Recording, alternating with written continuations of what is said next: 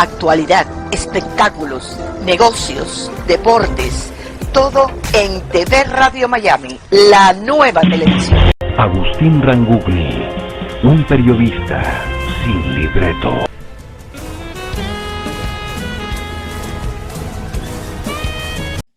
Muy bien, muchísimas gracias. ¿Cómo le va? Qué gusto de saludarlos. Aquí estamos haciendo Portal Miami, programa que emitimos por TV Radio Miami, en asociación estratégica con Radio Miami Internacional y todas las emisoras que generosamente toman nuestra transmisión. A todas ellas, muchísimas gracias. El mundo está lleno de aventuras. El mundo está lleno de desafíos y está lleno de adversidades. Evidentemente estamos viviendo un clima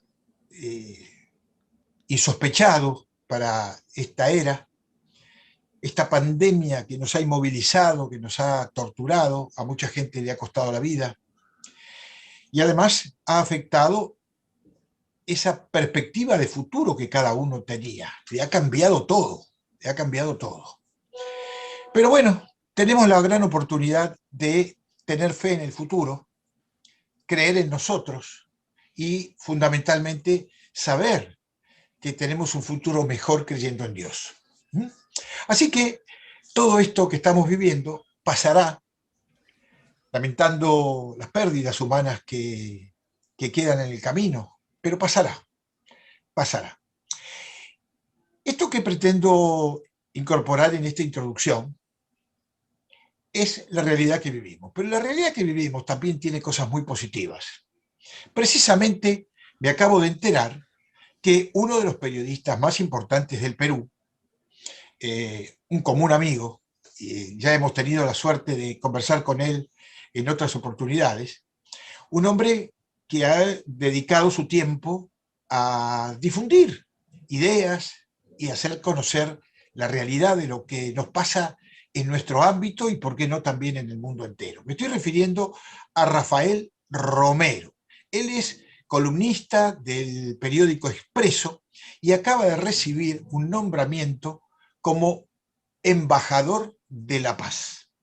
Esto hace un par de semanas atrás, en la Semana Mundial de la Armonía Interconfesional de las Naciones Unidas, y para mí es un verdadero honor saludar a Rafael Romero y darle un abrazo aún en la lejanía, pero muy cercano en el afecto. Rafael, buen día, ¿cómo te va?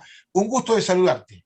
El gusto es mío, Agustín. Un abrazo para ti, para tu audiencia, y realmente es un honor estar en tu programa. Y bueno, esta suerte de reconocimiento nos compromete aún más con algo que tú y yo hemos elegido, que es la comunicación social, que es el periodismo, hoy tan necesario y tan importante, lo decías, en tiempo de pandemia, porque creo que nuestra voz, nuestro mensaje puede edificar mucho a las personas. Y ahora con esta misión de embajador para la paz, estamos más comprometidos aún para hacer ese periodismo que pueda no solamente unir pueblos, sino también darles aliento y esperanza a millones de personas. Sin duda. Y me alegra mucho que en las palabras, en el reconocimiento escrito de este premio que te otorgaron, se habla de Rafael Romero por su trayectoria intachable y por un ejemplo del vivir por el bien de los demás. Creo que era una misión muy difícil de desarrollar. No todos tenemos la gran capacidad de poder respetar ese párrafo, esa frase tan importante en bien de los demás. Tú lo lograste, tú has sido reconocido y acepta mi cordial abrazo y felicitaciones. Gracias nuevamente, estimado Agustín, y estamos justamente en esa tarea porque creo que el comunicar es una gran responsabilidad y nos sentimos bastante honrados por ese reconocimiento de una organización importante que está en más de 160 países, como es UPF, y que pertenece a un órgano consultivo del Consejo Económico y Social de las Naciones Unidas. Perfecto. Nosotros desde acá, desde TV Radio Miami, apoyamos la tarea de esta organización, de esta entidad, una entidad que sin ninguna duda cubre todo el mundo y es reconocida en todo el mundo y que tiene una gestión muy importante como la que acabamos de destacar, entregándole a este periodista de Perú, nuestro amigo, este reconocimiento. Pasando a otro tema, porque la vida continúa, sin duda, Perú se está poniendo en el centro de la escena en este momento porque está viviendo un proceso electoral lleno de complicaciones, lleno de situaciones realmente negativas. Me estoy refiriendo sobre todo a quienes fueron gobierno en su momento, que todos tienen que rendir cuentas a la justicia. En estos días creo que Martín Vizcarra, el último presidente, tiene que presentarse ante la justicia y ella decidirá si sigue en libertad como tiene en este momento, o de lo contrario, terminar en la cárcel como terminaron muchos otros. ¿Cómo es tu visión del Perú de hoy ante las elecciones? Bien, en las últimas 24 horas han ocurrido hechos tan inmediatos, tan rápidos y veloces que te quiero poner en autos de lo siguiente. Justo ayer, por ejemplo, Keiko Fujimori muy temprano dice, ¿no? Como hay 4 debates, pero uno de los candidatos es Pedro Castillo, que tiene una tendencia marxista, leninista, maoísta, mientras que Keiko Fujimori es una derecha popular, un populismo de derecha. Keiko le dice muy temprano, mira, no quieres debatir, ¿no? El Jurado Nacional de Elecciones, estimado Agustín, es el órgano oficial, ha hecho 4 debates.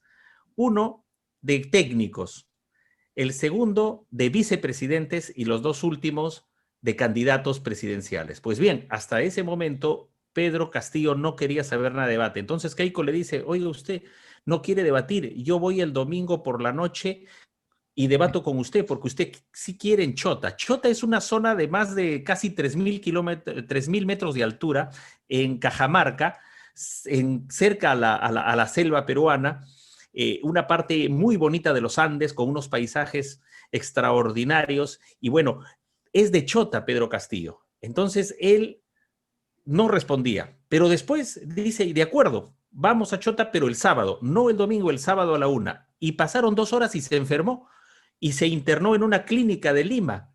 Todo el mundo le decía, oiga usted, no es proletario, no es revolucionario, ¿por qué no va a un hospital del Ministerio de Salud? ¿Por qué se va a una clínica?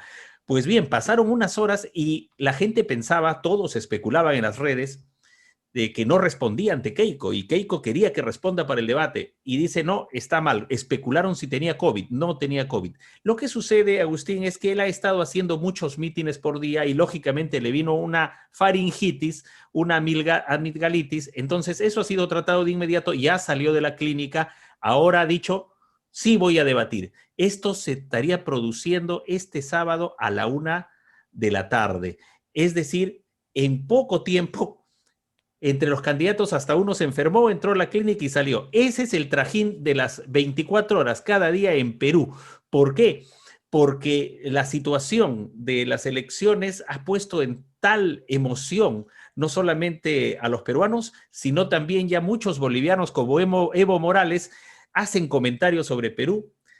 Por ahí se escuchan voces desde Venezuela, también de dirigentes que conocen a Cerrón. Te cuento que Vladimir Cerrón es el hombre fuerte del Partido Perú Libre. Él es el que fundó el 2008 ese partido, y es un partido que estuvo muy cercano a Chávez y ahora está muy cercano a Maduro. Perú Libre, un poco paradójico ese nombre, pero es un partido comunista con otro nombre.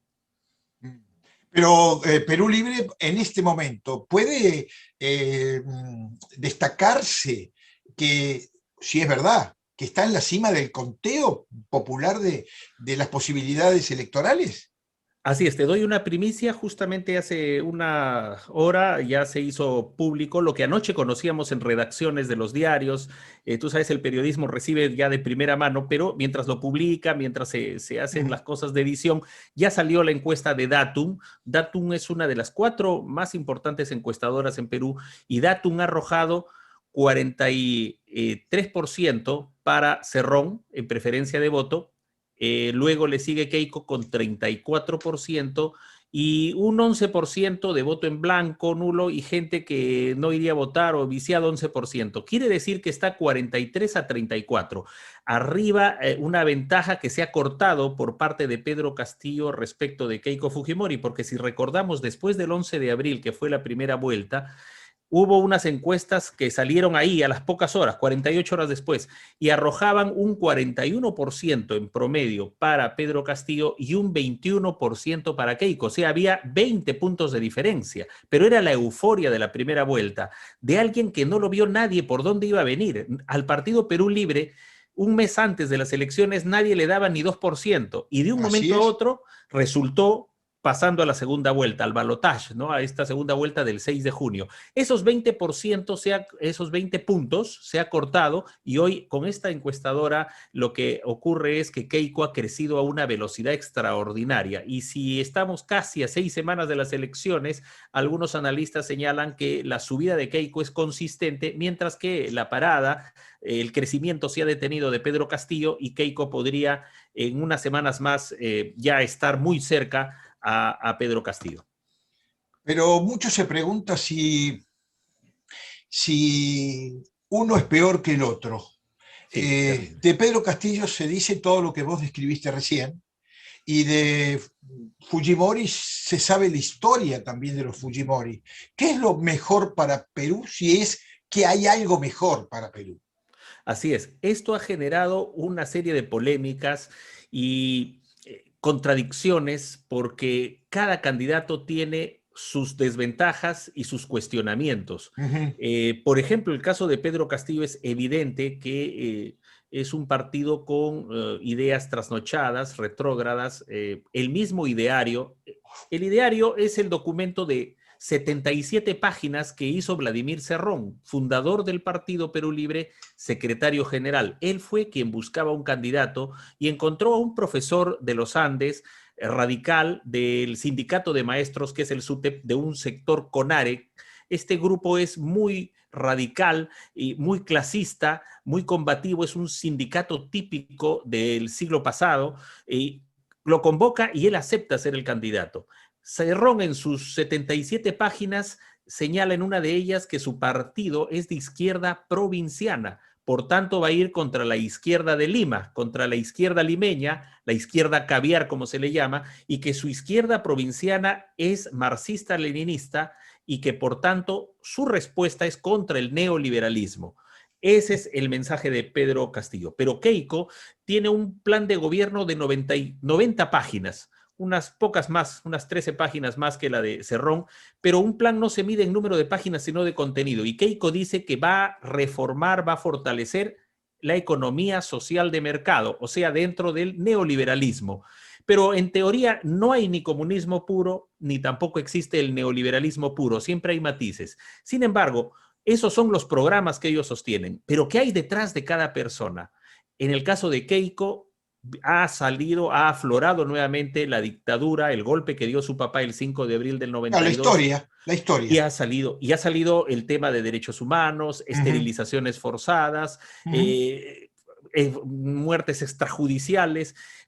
Pero el otro sector dice, un momentito, su papá nos libró de la hiperinflación de 7.000% al año. Su papá se enfrentó al terrorismo y tuvo éxito. Además se enfrentó a las izquierdas, ¿no? A las izquierdas. Entonces, los dos tienen una serie de componentes, para algunos de mucha fortaleza, valorativos, muy interesantes, y para otros componentes muy negativos. Es difícil elegir. No te imaginas, Agustín, la gente está deshojando margaritas por quién votar, porque si levantan la alfombra, en uno se encuentra mucha tierrita, el otro también tiene debajo de su alfombra la tierrita.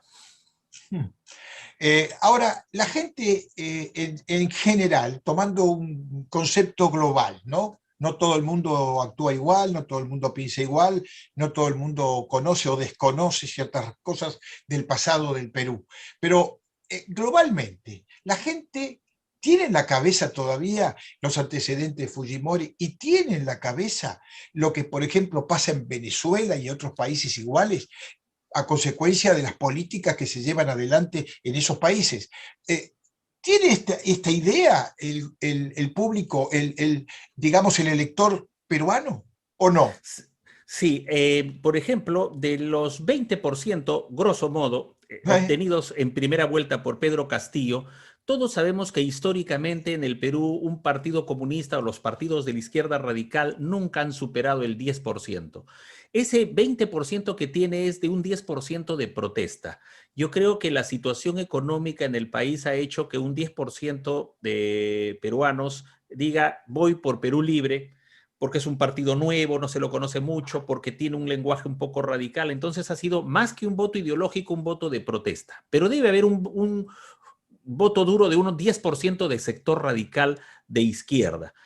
Sin embargo, el otro sector se dividió mucho, se fragmentó la derecha y la centroderecha. Ellos tenían claro cuál es el papel, por ejemplo, de la influencia de la olita bolivariana que habló una vez, por ejemplo, se dijo desde Caracas, hay una brisita bolivariana, ¿no? Entonces la gente tenía todavía claro eso. En Perú hay más de 1,5 millones de venezolanos que han venido por problemas que existen en su país.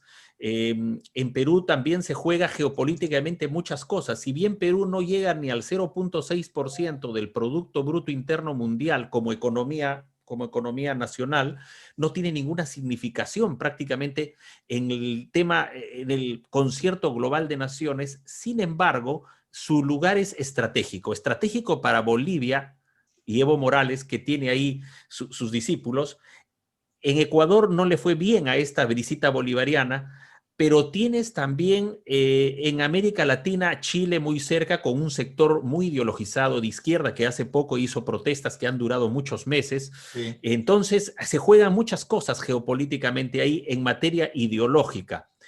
Y la gente ha tenido conciencia de eso, pero se fragmentó la derecha. Apareció un Hernando de Soto con unos pergaminos extraordinarios, un economista de primera, fundador de un instituto, Libertad y Democracia en el Perú de finales del 79, cuando el Perú retornaba a la democracia, incluso ha asesorado a gobiernos extranjeros de diversos continentes. Hernando de Soto fragmentó más el voto de la centro derecha. Rafael López Aliaga es también una revelación interesante, Agustín, que se podría analizar en cualquier otra circunstancia. Él es un empresario del Opus Dei, es un sector católico muy recalcitrante y él es soltero, ha hecho votos, es célibe, está en el celibato, está dedicado a su trabajo, a la oración, es un católico acérrimo, es un empresario muy importante, tiene 5 hoteles, tiene una línea ferroviaria, una en Cusco sobre todo, y Rafael López Aliaga también ha representado un salto importante, es un líder nuevo que ha surgido. Entonces Keiko ya no apareció con un voto de respaldo mayor. La gente tomó conciencia y dijo, un momentito, está Keiko, pero está Hernando de Soto, está Rafael López Aliaga. Entonces se fragmentó mucho el voto.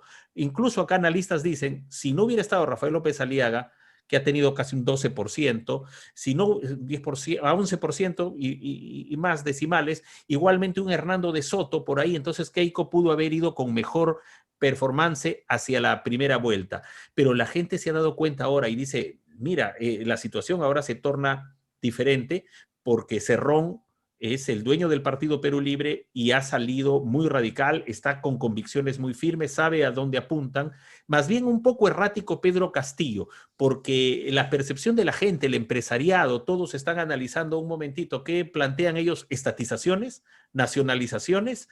Por tanto, Castillo a veces sale en los mítines, habla, da su mensaje, pero está en una ambivalencia. A ratos es muy radical y cuando hay mucha presión de los medios o de los sectores de la ciudadanía, recula y retrocede un poco. Ese es el ambiente que ahora se ve y la conciencia que ha tomado la gente de quiénes son los que están en la escena y qué es lo que representan en materia de futuro para sus familias. Ahora, el futuro es mirar hacia adelante o antes que nada repasar el pasado para saber qué hicimos los peruanos votando a personajes que han robado el futuro de Venezuela, de Perú. Porque recordemos un poco para atrás, empecemos por Fujimori, después sigamos por Toledo, sigamos por Kuczynski, sigamos por el propio actual, hasta hace poco, presidente Vizcarra, que en este momento está acá prácticamente para volver a la cárcel, no sé si ya está preso, pero ¿qué futuro espera el ciudadano peruano, si sigue votando igual. Así es central y clave el planteamiento que señalas y nos lleva a lo siguiente. Un Vizcarra que está inhabilitado 10 años para cualquier cargo público por parte del Congreso. El Congreso votó y dijo, Vizcarra inhabilitado. En el Poder Judicial hay medidas que se están viendo su prisión preventiva. Por el momento, en primera instancia, se señaló que él siga llevando su investigación fiscal en libertad. Pero hay algo central que acabas de señalar y yo creo que Odebrecht le ha hecho mucho daño al Perú. Odebrecht en realidad llega al año 79. Perú era una constructora más. Había varias constructoras en Perú, pero hacia el año 2002, sobre todo cuando ya Toledo se instala, del 2001 gana la elección, se instala Toledo, Odebrecht, que era una constructora, comienza a obtener una serie de obras faraónicas. Entonces, del 2002, 3, 4, Odebrecht se consolida y coopta a Alejandro Toledo. Desde ahí comienza, yo creo, un calvario para el Perú, para no ir muy atrás hacia Fujimori, hacia Alberto Fujimori, donde hubo otro tipo también de problemas, como recordarás, el Servicio de Inteligencia Nacional, el SIN, manejado por quien fue abogado y luego asesor presidencial de Alberto Fujimori, como Vladimiro Montesinos, que sí está condenado, está preso. Entonces, Odebrecht prácticamente comienza a llegar a los sectores políticos con una serie de obras. Y como sabes, en Perú hay 25 regiones. El Perú, que tiene 1.285.215.60 kilómetros cuadrados, sobre la base de la colonia, las intendencias, creó departamentos. Y sobre la base de los departamentos se crearon regiones. Odebrecht no solamente llegó a Toledo, sino a cada uno de los gobiernos regionales. Por tanto, tenía mucho poder, mucha influencia. Y no solamente llegó a partidos de izquierda o centro izquierda como el de Toledo, sino también a partidos de derecha. Por ejemplo, Solidaridad Nacional del anterior alcalde de Lima, Castañeda Alonso, cuyo partido se ha reconvertido, reestructurado y lo tiene ahora Rafael López Aliaga como Renovación Popular. Sin embargo, la paradoja es esta. Rafael López Aliaga dijo, yo si llego a la presidencia voto a Odebrecht del Perú. Y se las jugó por eso. Y hace poco, antes de ayer ha dado declaraciones, dijo, después del 11 de abril tengo 11 parlamentarios y vamos a hacer todo lo posible para que Odebrecht se vaya. Aquí te respondo, Odebrecht le ha hecho mucho daño al país y por eso Vizcarra también, que tiene una constructora con su hermano, resultó consorciada en una de las tantas obras de Odebrecht, junto a Odebrecht, Graña y Montero, que es un grupo económico importante y que tiene vinculación familiar, societal, con accionariado, con el Grupo El Comercio, que es hasta hace poco uno de los más importantes grupos mediáticos del Perú. Entonces, sucede que Odebrecht ha logrado llegar a políticos de todos los sectores. Eso tiene que acabar. Y Rafael López Aliaga era el que iba a romper con eso. Sin embargo, hoy Odebrecht está en el Perú todavía. Está pagando algunas cosas, está en proceso, hay investigaciones, se colabora mucho entre la Fiscalía de Perú y de Brasil por el caso este. Sin embargo, la Fiscalía de Perú ha sido muy cuestionada porque se le ha dado un acuerdo de colaboración muy beneficioso para Odebrecht. No hay que olvidar a Alan García, que se pegó un tiro precisamente por esa razón, ¿no? Por no ir preso. Es tremendo. Lo de Alan García es, si bien él tuvo asesores, dos de ellos, un amigo y un asesor, Nava, que estaban también procesados, pero hubo un cerco. Yo creo que Vizcarra jugó sus cartas porque como sabía él que tenía sus problemas desde cuando fue gobernador de la región Moquegua, al sur de Lima, él ya tenía investigaciones fiscales. Yo creo que hay todo un andamiaje que construye él con una ONG y con un sector de la fiscalía para protegerse él y atacar muy duro a Keiko y a Alan. Y Alan dijo, pues, pero ¿de qué me acusan? Hay una serie de cosas, pero ni siquiera barata este funcionario de Odebrecht, ni siquiera nadie ha dicho que me ha dado dinero, pero hubo un cerco. Y en el caso de Alan Agustín, él estaba citado a las 10:30 de la mañana para la fiscalía. Pero ¿por qué se apareció a las 6 de la mañana la fiscalía con un canal de televisión y la policía? Entonces él vio que lo querían sacar esposado, hacer un show y decía, si yo estoy yendo a las 10, ¿por qué vienen a las 6? Esto es detención. Entonces estaba ya preparado meses antes. Él muere el 17 de abril, pero desde diciembre ya se sabía que él tenía una carta por si ocurriera algo en esa carta. Echaba la culpa a sus enemigos de todo este plan para cercarlo, para acosarlo y de alguna manera exhibirlo como un trofeo policíaco de Vizcarra y de detención fiscal, y es un juego al que él no se prestó. ¿Cuál es tu visión de posibilidades? Si tú hoy tuvieras que decir, bueno, el pueblo se volcó hacia tal figura, ¿crees que Fujimori, Keiko, es la persona que puede gobernar los próximos años de Perú? ¿Tú crees, tú como periodista, como observador político, como un hombre de experiencia en tu país, con conocimiento de todos los ex candidatos y todos los ex presidentes, ¿a quién le apostarías? No por favoritismo tuyo, sino por perspectiva de lo que puede pasar en Perú. Sí, y justo lo dije hace unos días también en uno de nuestros espacios periodísticos que tenemos en Lima. Yo dije que Keiko tiene que ganar por una sencilla razón. Si bien Keiko Fujimori puede tener muchos cuestionamientos, aquí está el futuro del país, porque Vladimir Cerrón, quienes lo conocemos, es un personaje muy estructurado, es un militante comunista típico, casi ortodoxo, y él tiene una estrategia. Su estrategia es decir Perú libre como su partido, su estrategia es tener a un profesor radical como Castillo, pero él sabe a dónde va. Y él va a tratar de construir un Perú que en el pasado, recordarás, Agustín, hacia el siglo pasado hubo dos peruanos ideólogos muy importantes. Uno, Víctor Raúl Aya de la Torre, de tendencia socialdemócrata, y el otro, José Carlos Mariátegui, de tendencia socialista, marxista. Mariátegui decía hacer un socialismo en el Perú sin calco ni copia. Bueno, esa es una de las vertientes que tiene Cerrón. Él sabe que tiene que construir ese socialismo que no se ha podido construir hace muchos años en el Perú. Y por tanto, las convicciones de él son hacia un totalitarismo, hacia la estatización, y él no va a poder solo.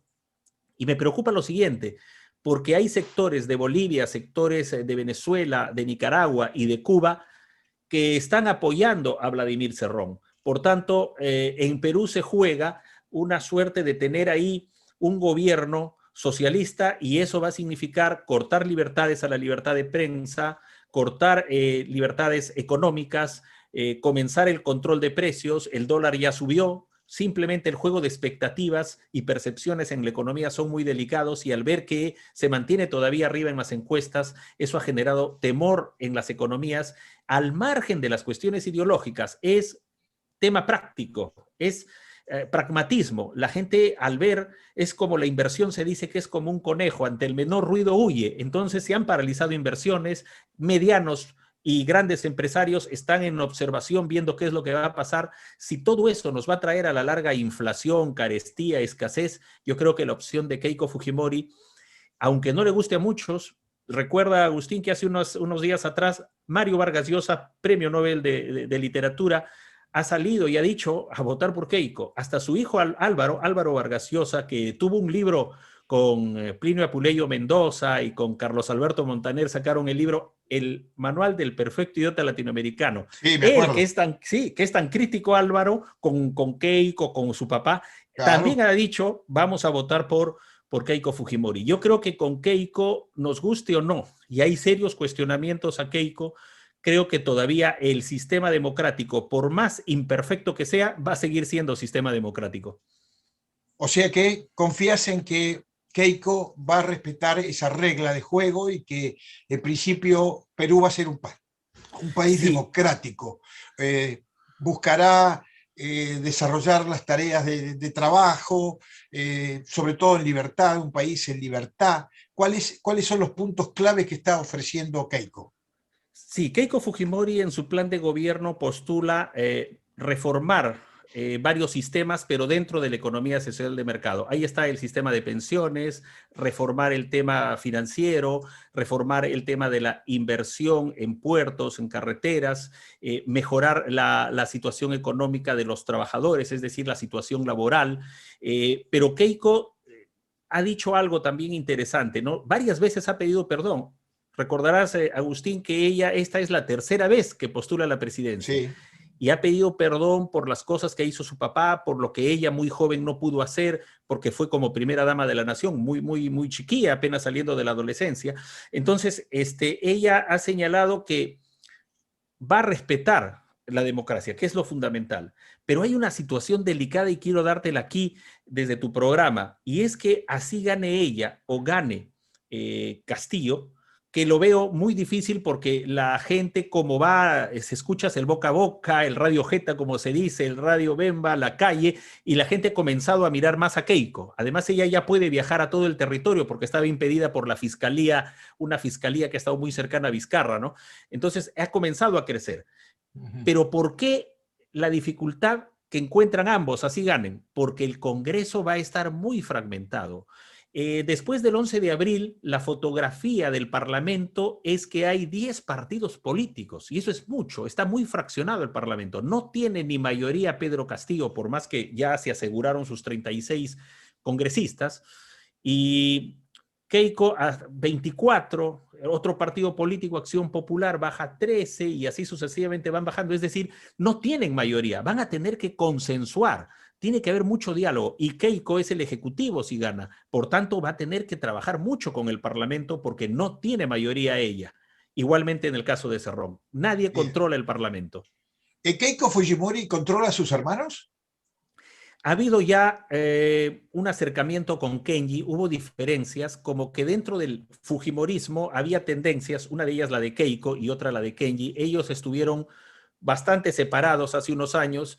Hace unos días ya desde un puerto con pescadores salió Kenji, es menor que ella, salió y dijo votemos por Keiko, cerremos filas por ella. A los pocos días salió la mamá ya octogenaria de Keiko Fujimori junto a Kenji, saludándole y deseándole bendiciones a Keiko Fujimori. Quiere decir que la familia Fujimori ahora ya está más compacta y al margen del proceso electoral yo creo que son sinceras esas muestras de cariño mutuo porque son hermanos, la mamá también con Keiko, porque en algún momento se criticó a Keiko que no hizo nada por su mamá cuando su papá supuestamente la maltrató en Palacio en los años 90, ¿no?